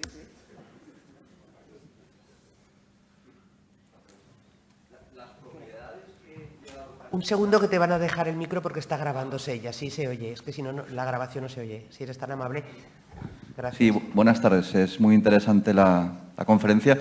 Quería preguntar si podría el tribunal, si siguiera la investigación, aunque no pudieran coger a Putin porque igual no sale de su zona de influencia, si se demostrase que tiene bienes en España, si se podrían intervenir para mitigar y reparar los daños causados a los ucranianos. El sistema de reparaciones previsto en la Corte Penal Internacional se basa en un fondo que aportan los Estados. Es decir, cuando la Corte Penal Internacional juzga y sentencia que se han producido crímenes internacionales, hay previsto un fondo de reparaciones.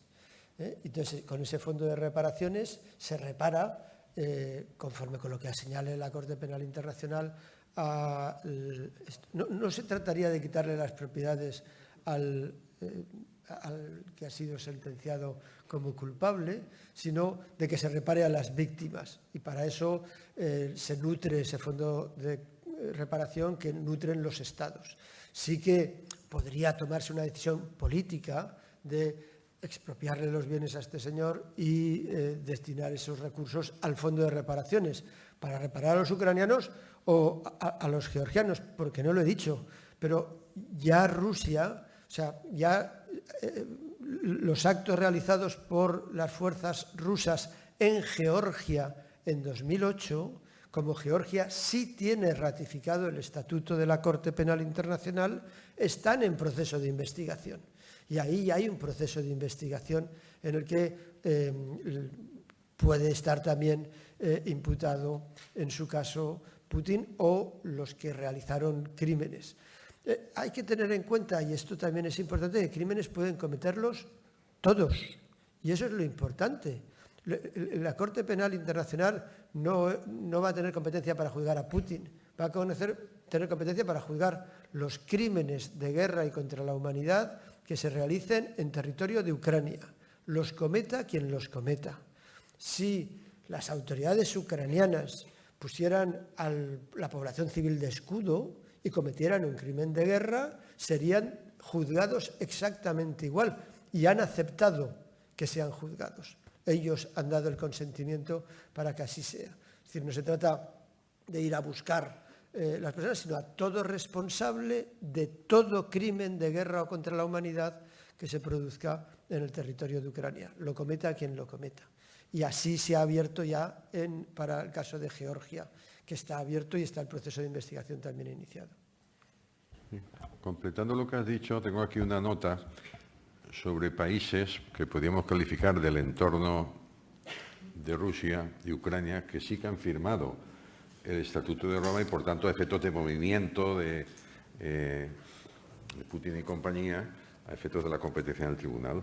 Lo tienen firmado Moldavia, República Checa, Montenegro, Georgia, lo digo porque al decir Georgia me he ido a la lista, Lituania, Albania, Letonia, Eslovaquia, Rumanía, Bulgaria, Bosnia-Herzegovina, Estonia, Eslovenia, Hungría, Polonia y luego ya Croacia y algún otro país que ya, Finlandia.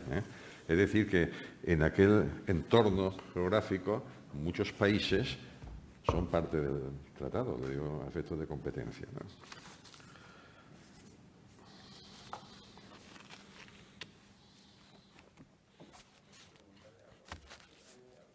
Presidente.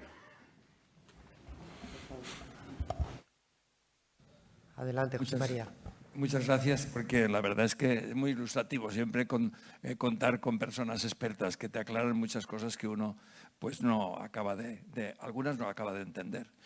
Una de las funciones del derecho penal también es la prevención general, la prevención especial y así, ¿no? Cuando uno oye que hay investigaciones abiertas por la Corte Penal Internacional de hace 6, 8, 14 años y que están en esa fase de latencia, esperando no se sabe qué, pues claro, da también muchas salidas para el infractor, porque es verdad que no vamos a pensar, desde luego, que el derecho penal ni la Corte Penal vaya a paralizar la guerra, es evidente que no, pero que amenaza la estabilidad personal e institucional de un país, que se le declara o se pueda llegar a imputar tanto a persona como a la declaración del país como autor o responsable de un delito de genocidio o lo que sea, pues sí que lo puede cumplir esa función, ¿no?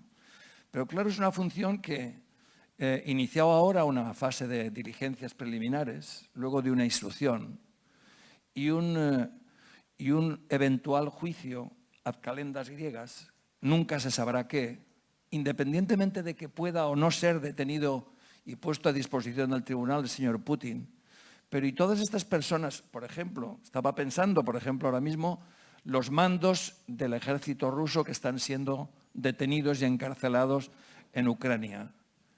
¿Qué expectativas de celebrar ese juicio pueden producirse si después de una investigación y una puesta a disposición, una apertura de una posible imputación, el juicio no se va a celebrar o no se va a celebrar hasta que se mueran todos, porque en algunos casos pues ha pasado un poco así, ¿no? Decir, bueno, estos ya se han muerto, ¿qué se les va a juzgar? Basta con esa declaración de imputación. No está mal, que se sepa que el derecho está ahí, pero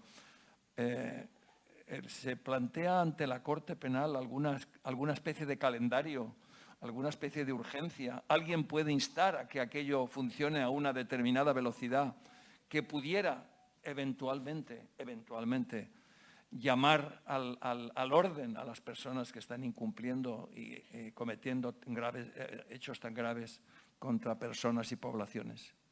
O hay que esperar a la siguiente, porque la siguiente será ya han amenazado con, yo qué sé. El impulsor fundamental es el fiscal de la Corte Penal Internacional, que tiene unos enormes poderes. Pero, y estamos de acuerdo en que la justicia lenta no es justicia. Hay que empezar por señalar que la justicia penal internacional es subsidiaria de la nacional. Y Andriy ya ha señalado que a quien le corresponde en primer lugar el juicio de todo esto es a Ucrania y a Rusia. Y tienen abierto el proceso. Yo estoy sinceramente maravillado de la serenidad que está teniendo las autoridades de Ucrania utilizando el derecho. Es decir, en el momento en el cual te están invadiendo, te están agrediendo, estás en un conflicto armado, han tenido serenidad para abrir procedimiento interno, aplicar medidas provisionales en el ámbito interno, ir a la Corte Internacional de Justicia de La Haya y presentar una demanda muy bien redactada contra Rusia en relación con el genocidio. Y estar presentando pruebas de la Corte Penal Internacional. Todo esto en medio del conflicto armado, es decir, que se está utilizando. Pero lo normal, lo que tiene que ser es que se enjuicien en Ucrania a estas personas que están siendo detenidas. No que los juzgue la Corte Penal Internacional.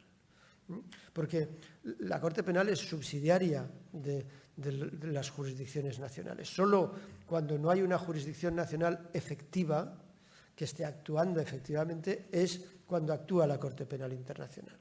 ¿Por qué tiene sentido por qué se juzga normalmente a jefes de Estado, a altas autoridades y no se juzga normalmente a los soldados y a los que realizan los actos en la Corte Penal Internacional? Pues porque esos suelen ser juzgados en los ámbitos nacionales de una manera efectiva. Quienes suelen quedar en la impunidad son las altas autoridades.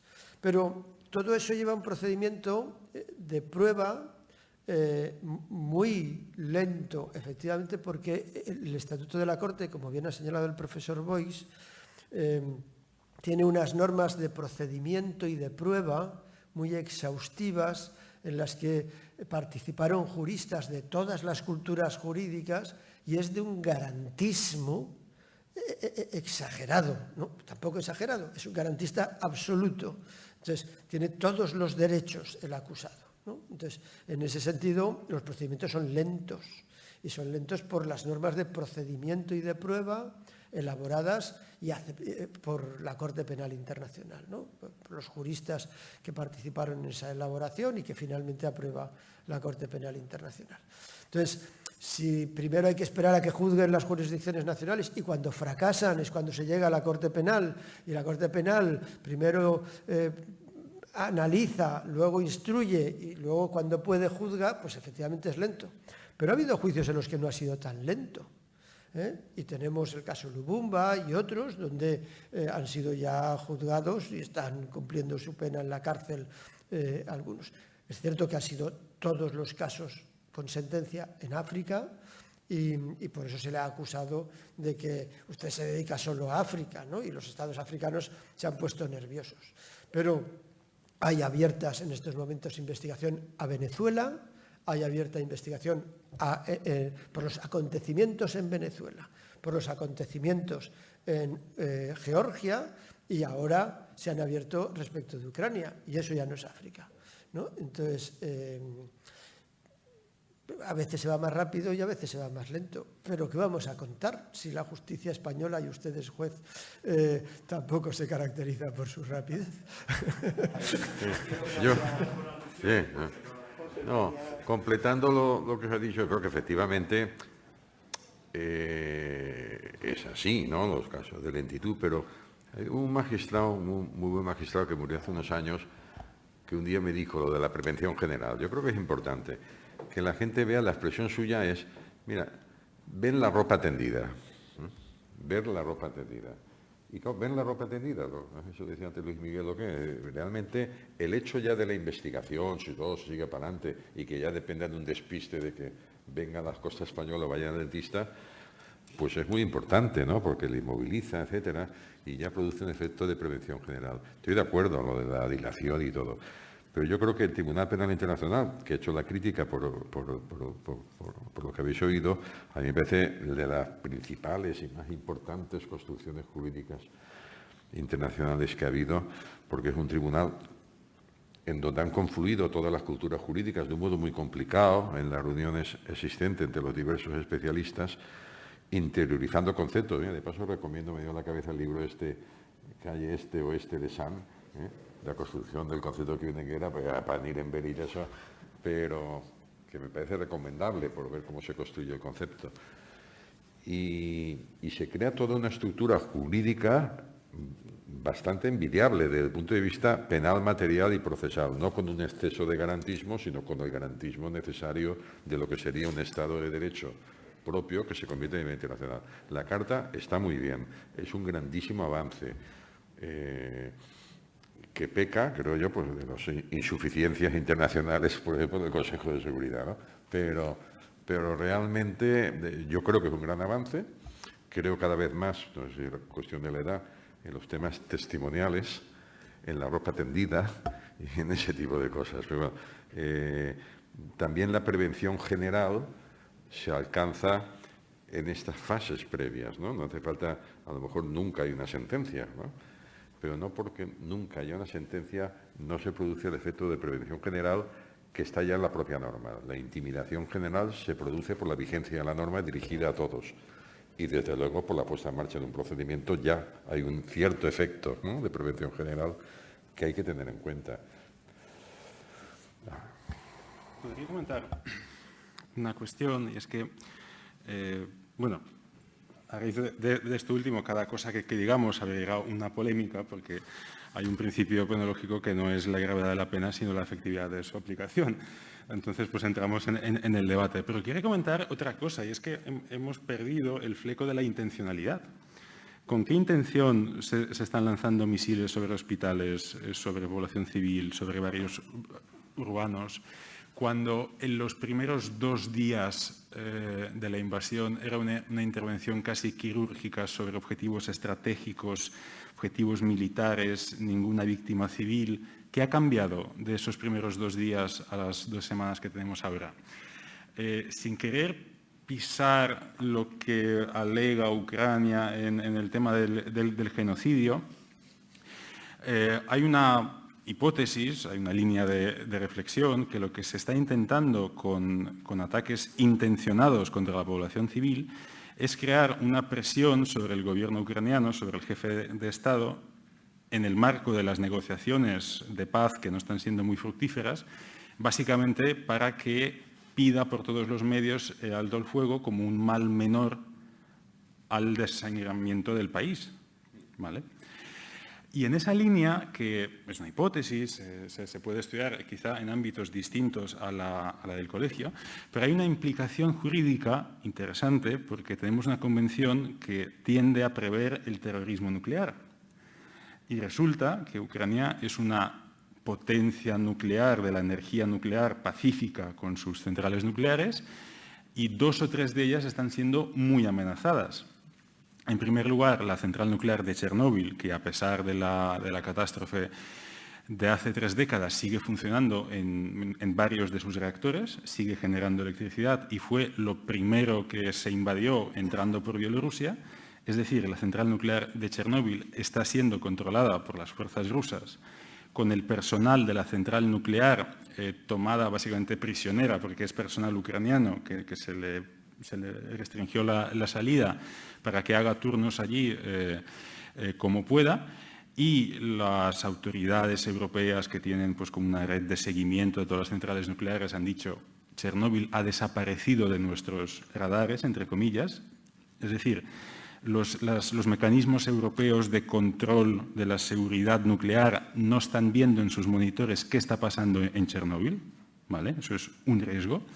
El segundo, que ha habido en 2 de las centrales en el centro del país, han habido incendios que han sido sofocados, pero como estamos en un ataque ofensiva, defensiva, existe, además de la intencionalidad de intentar también provocar incendios, que es una presión adicional, que es terrorismo nuclear, en una de las lecturas pasivas de ese término, puede pasar, una catástrofe puede ocurrir simplemente por una casualidad, y es que basta que deje de haber luz en una zona, ¿vale?, para que una central nuclear deje de tener suministro eléctrico, esté desconectada de la red eléctrica, que no pueda ser reparada por la actividad bélica alrededor de la zona, y la central nuclear, aparte de generar electricidad, está conservando residuos nucleares que necesitan refrigeración.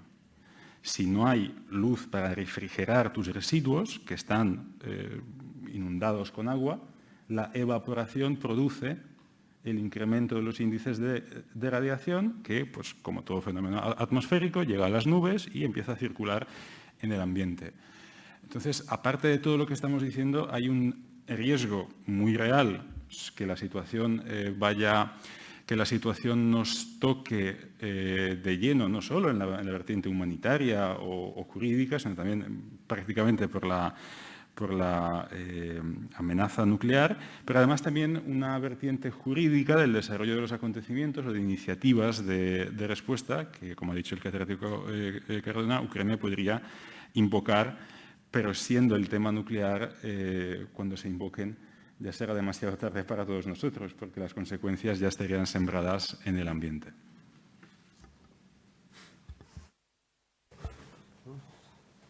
Inicialmente, en tu intervención has aludido a la intencionalidad, en definitiva al dolo. Como sabemos, nuestro Código Penal no distingue de dolo directo, dolo eventual, de consecuencia necesaria, una construcción jurisprudencial y doctrinal. Sin embargo, la Carta de Roma, desde luego, están excluidas las conductas imprudentes, aunque sean por la imprudencia grave o temeraria. Solo son conductas dolosas. Y hay un artículo, que es el artículo 30 de la Carta de Roma, se llama elemento de intencionalidad. Y sí que definen y responsabilizan, y fue objeto de debate por los representantes de distintas culturas jurídicas. Había países que decían que había que definir lo que es la intención y lo que es el dolo, España decía, nosotros no lo tenemos. Y entonces el artículo 30 recoge que solo cabe castigar las conductas de quien actúa con intención y conocimiento, dice literalmente, de los elementos materiales del crimen en concreto. Por lo tanto, hay que probar en ese momento que lo conocía y quería, dolo directo.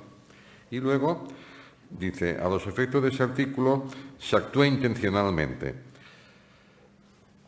Vuelve a repetir, dolo directo, quien se propone incurrir en esa conducta. Y luego el de consecuencia necesaria, y que incluye también fórmulas del dolo eventual. En relación, también responde penalmente, en relación con una consecuencia natural de la conducta, es decir, estoy llevando a cabo un acto de guerra. Yo me acuerdo del tema de Irak, del hijo de un periodista que estaba en un hotel, pega un cañonazo al hotel y lo mata. Y dice, no, es que era una consecuencia necesaria, no había... ¿Usted ha previsto la probabilidad de que como consecuencia de su conducta se produzca ese resultado contra la población civil? Responde penalmente. En aquel caso era esa estructura.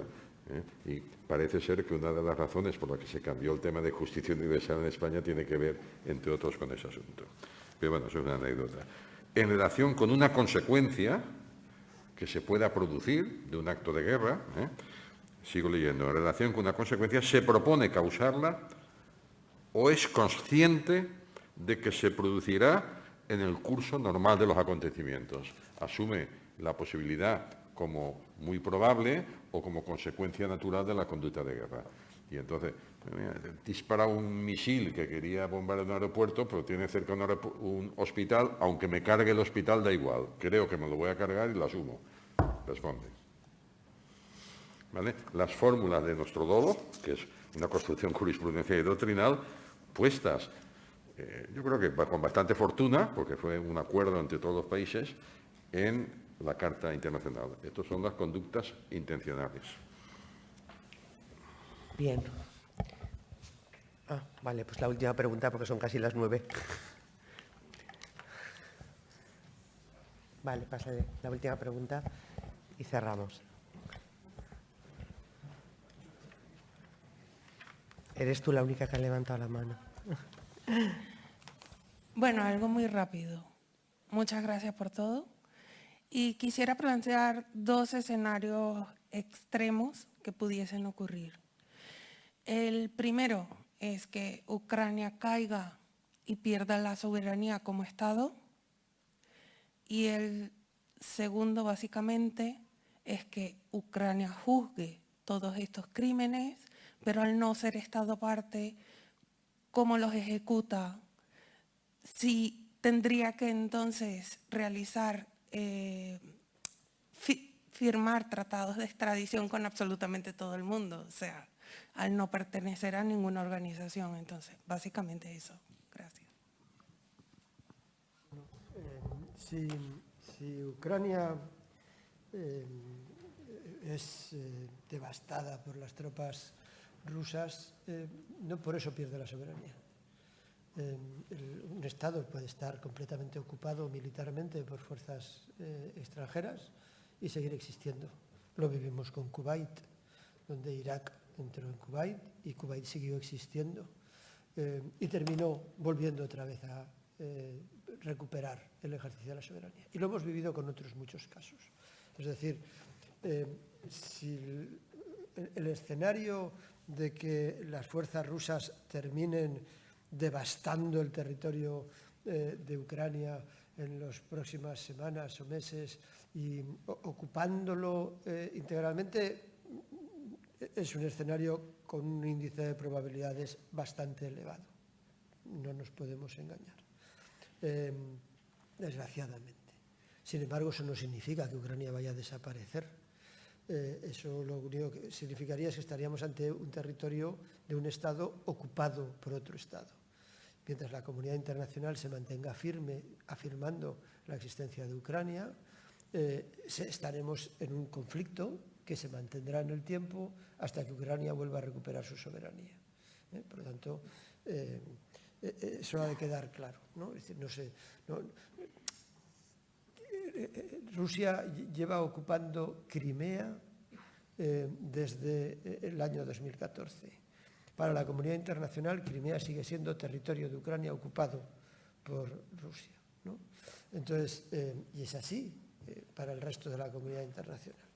Y Crimea era mucho más complicado porque ahí hubo un referéndum, la población era mayoritariamente rusa, se pronunciaron por su adhesión a Rusia, es decir, hay otra serie de argumentos. Y a pesar de ello, sigue siendo considerado territorio de Ucrania. Pues el resto del territorio todavía más, ¿no? Es decir, que estaríamos en esa situación. Luego, si Ucrania consigue recuperar su soberanía y expulsar las fuerzas extranjeras y tiene que volver, tiene que restablecer no solo la paz sino la justicia, no necesita firmar ningún tratado para juzgar a los que tengan el territorio. A los que no tengan el territorio, que serían de Rusia o de Bielorrusia, porque no podemos olvidar el papel de Bielorrusia también en este conflicto, podrá pedir la extradición y si no se la conceden, pues podrá en ese caso decir yo no lo puedo juzgar, que lo juzgue la Corte Penal Internacional. Entonces, pero no necesita entrar en ninguna organización para poder juzgar a los que tenga a su disposición o para remitir el caso a la Corte Penal Internacional por los crímenes de guerra y crímenes contra la humanidad, como de hecho ha hecho. Bien, muchas gracias a los ponentes por habernos transmitido vuestra sabiduría. Al Instituto 9 de Mayo, muchas gracias, Mire. Muchas gracias a Fundación por la Justicia. Y el colegio, con este granito de arena, lo que quiere es concienciar un poco, porque no podemos estar tampoco pasivos totalmente con lo que está pasando. Y desde el derecho lo que podemos hacer, pues en estas mesas algo aportaremos. Muchas gracias a todos por estar aquí y a todas. Y se levanta la sesión.